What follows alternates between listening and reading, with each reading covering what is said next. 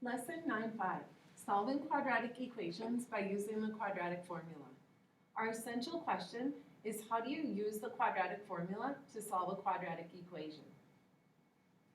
Our first new vocab word is standard form for a quadratic, and that is ax squared plus bx plus c equals 0. The key is that one side of your equation has to be 0. So if you need to move some terms around at the beginning to get it in standard form, then that's what we'll do. It's very similar to standard form when we worked with linear equations, so it should kind of look familiar to you.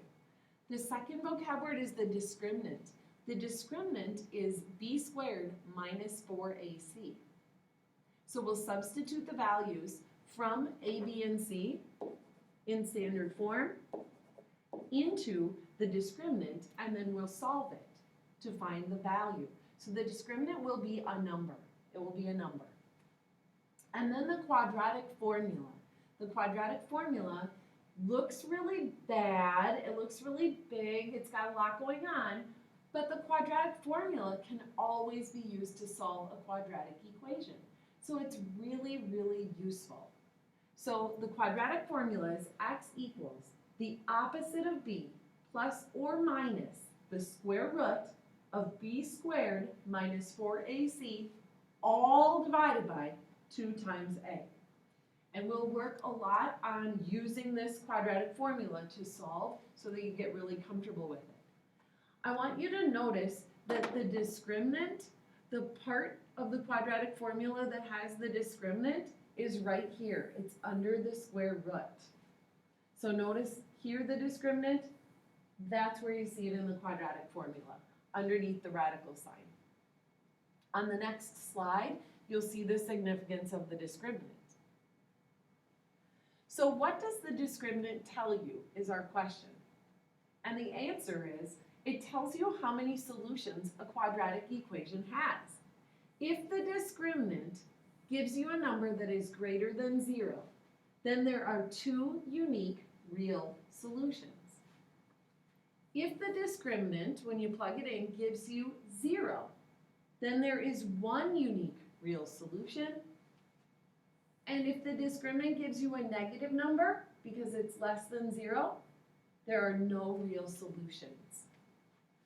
This is very important information. Now let's use that. State the value of the discriminant, and then determine the number of real solutions of the equation.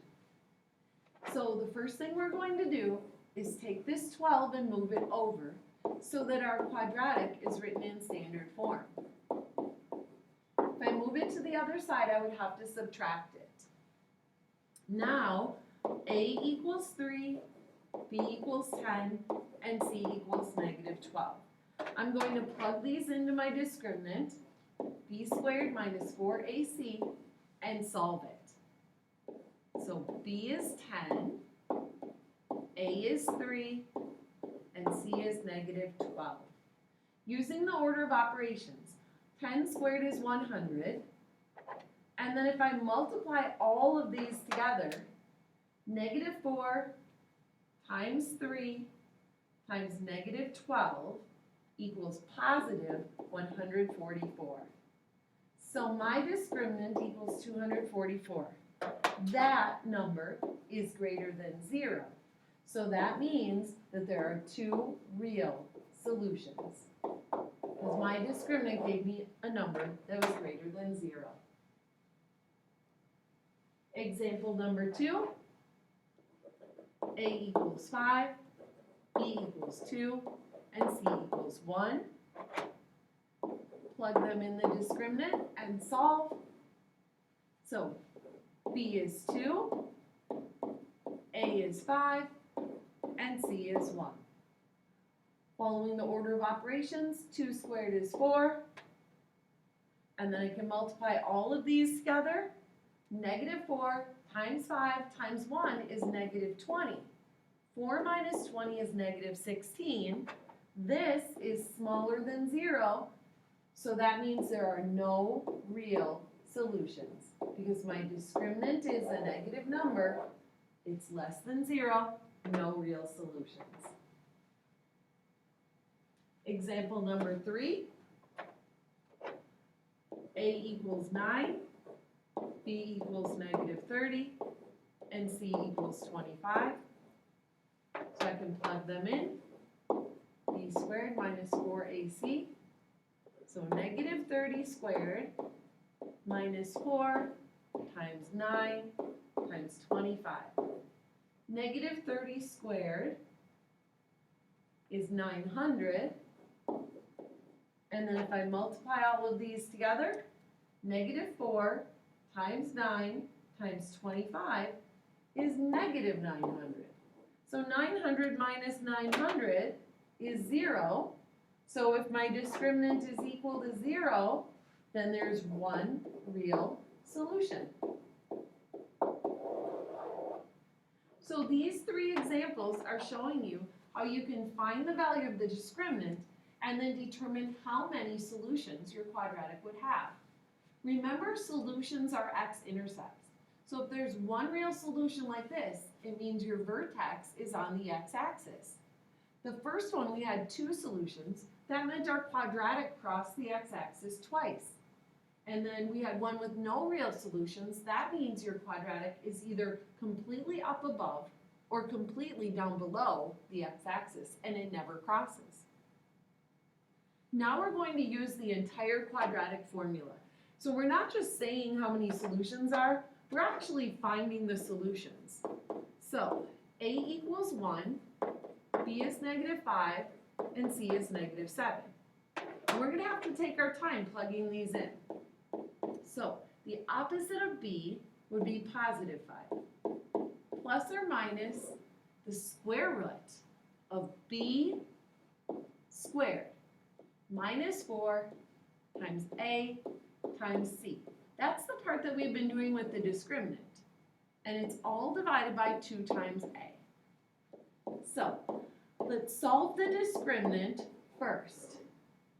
Negative 5 squared is 25. And then I can multiply all of these together. That gives me a positive 28. And it's all divided by 2 times 1, which is 2. So x equals 5 plus or minus the square root of 53 divided by 2. Now, we are going to use this plus or minus symbol to separate into 2 solutions. So one of them is going to be 5 plus the square root of 53 over 2. The other one is going to be 5 minus the square root of 53 over 2. The square root of 53, using a calculator, is about 7.28. So I plug that in. Now I've got one with a plus and one with a minus. The one with the plus,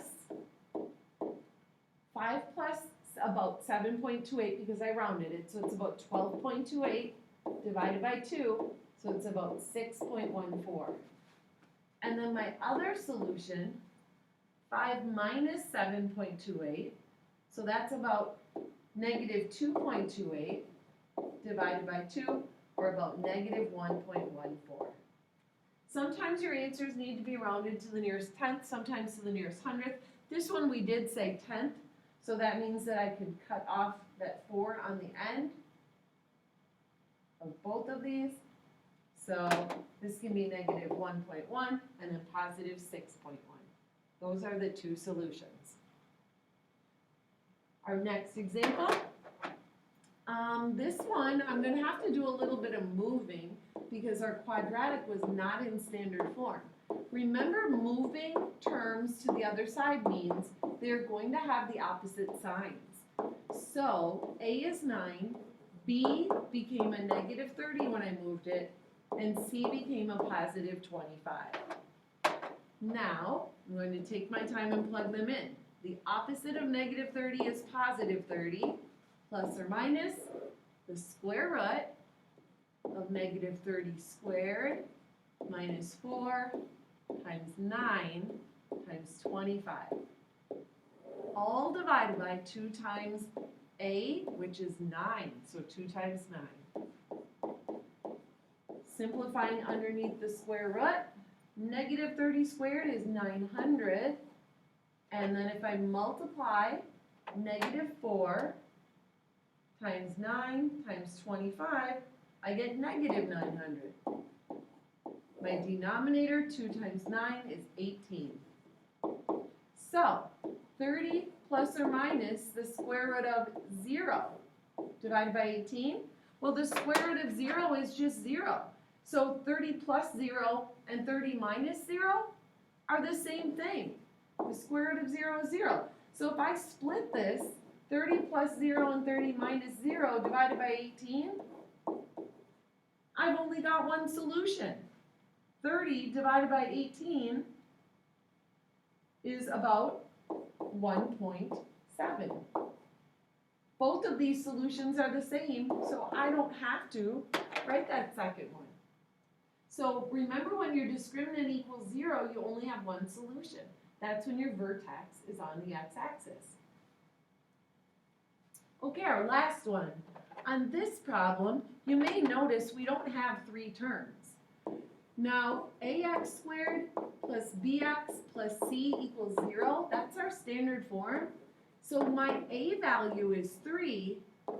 My b value, I don't see a term with an x in it. So my b value is 0.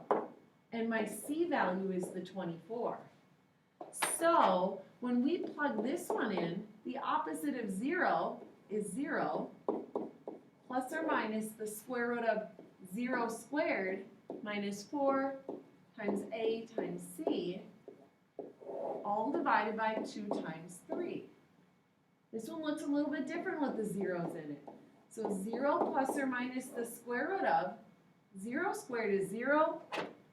And if I multiply all of these together, negative 4 times 3 times 24, I get negative 288.